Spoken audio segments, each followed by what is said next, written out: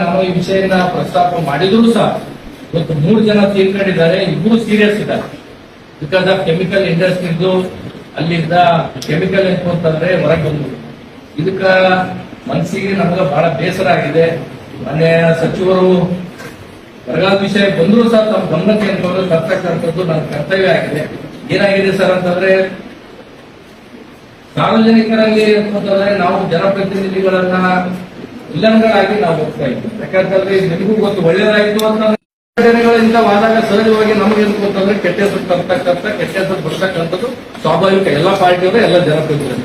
ಇವತ್ತಿನ ಈ ದುರ್ಘಟನೆಗೆ ಇವತ್ತಿನ ಈ ಘಟನೆಗೆ ಸರ್ಕಾರದ ನಿರ್ಲಕ್ಷ್ಯತನ ಮತ್ತು ಜಿಲ್ಲಾಡಳಿತದ ನಿರ್ಲಕ್ಷ್ಯತನಕ್ಕೆ ಕಾರಣ ಅಂತ ತಿಳ್ಕೊಂಡು ಬಹಳ ಸ್ಪಷ್ಟವಾಗಿ ಹೇಳ್ತೀವಿ. ಯಾಕಂತಂದ್ರೆ ಪ್ರತಿದಿನ ಪೊಲ್ಯೂಷನ್ ಅಧಿಕಾರಿಗಳಾಗ್ಲಿ, ಜಿಲ್ಲಾ ಮಟ್ಟದ ಅಧಿಕಾರಿಗಳಿಗಾಗಲಿ, ಪೊಲೀಸರಿಗಾಗಲಿ, ಮ್ಯಾಲ ಏನ್ಕೋತಾರೆ IFS ಅವರಿಗೆ ಆಗಲಿ, ಮಂತ್ರಿಗಳಿಗೆ ಹೇಳಿ ಹೇಳಿ ಹೇಳಿ ಬ್ಯಾಸಕ್ಕೆ ಬಂದು ಹೋಗ್ಬಿಟ್ಟಿದೆ.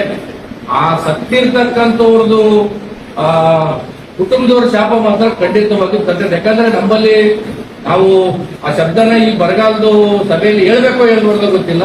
ನಮ್ಮಲ್ಲಿ ಇರ್ತಕ್ಕಂಥ ಜಿಲ್ಲಾಡಳಿತ ಮಾನ್ಯ ಸಚಿವರೇ ಸತ್ತು ಹೋಗಿತ್ತು.